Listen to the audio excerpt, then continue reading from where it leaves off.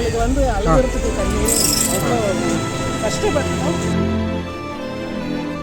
இறந்ததுங்கிறது ரொம்ப வேதனையான ஒரு விஷயம். அந்த வேதனை எங்களுக்கு இருக்காது. நம்ம வேணும்ட்டே அவங்க சாகணும்னா நினைச்சோம். ஒரு காய்கறி நாங்கள் வாங்க முடியல, ஒரு கிராசரி வாங்க முடியல, வெளியே போக முடியல, ஒரு பெட்ரோல் அடிக்க முடியல. தப்பு பண்ணாங்களா இல்லையான்னு தெரிஞ்சுட்டு அவங்களுக்கு பனிஷ்மெண்ட் கொடுத்தா பரவாயில்ல. எல்லா விஷயத்தையும் அஜித் தம்பி விஷயத்தையும் சேர்த்து தான் நான் சொல்லுவேன். புகார் கொடுத்து நாங்கள் வீட்டுக்கு போயிடும். அதுக்கப்புறம் என்ன நடந்ததுன்னு எங்களுக்கு எதுவுமே தெரியாது.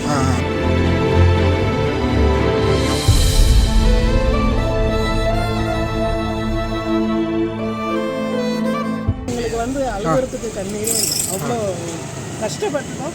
ஒருத்தரையே ஒரு கெஸ்ஸு திருப்பறதுனா ஒரு அளவு இல்லை. ஒருத்தரையே இப்போ என்ன நடந்ததுன்னு கூட தெரியாமல் செருப்பு கிடந்ததுன்றாங்க அப்படின்றாங்க. இது என்ன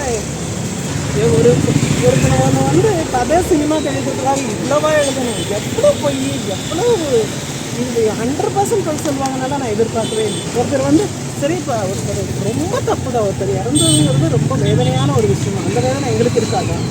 சொல்லுங்கள், நம்ம வேணும்ட்டே அவங்க சாகணும்னா நினச்சோம். அது கண்டிப்பாக கிடையாது. எவ்வளவோ வேதனையில் தான் நாங்களும் இருக்கோம்.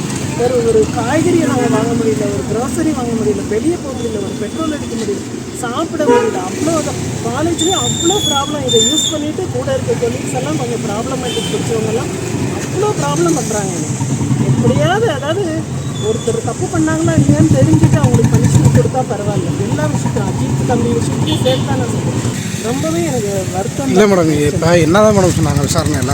இல்லை, அவங்க வந்து அவங்க டியூட்டிஸ் அவங்க சொல்கிறாங்க. நீங்கள் எப்படி உங்கள் டியூட்டிஸ் சொல்கிறீங்க? அதே இதையும் கம்பேர் பண்ணவே முடியாது. நீங்கள் வந்து அளவுக்கு அதிகமாகவே ஒருத்தர் வந்து மேக்ஸிமம் வந்து ஒருத்தர் தள்ளி ஒரு இது சம்பவம் நடந்துருச்சு.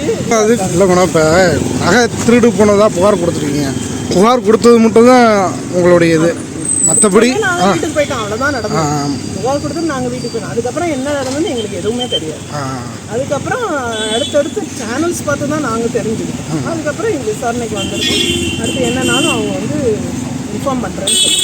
அவங்க குடும்பத்தில் எதுவும் பேசுனீங்களா மேடம்? அஜித் ஃபேமிலிட்டா நாங்கள் போகுது இங்கே தான் வந்துருக்கோம். இப்போ என்ன மாதிரி கேள்வி? அது சரிங்க.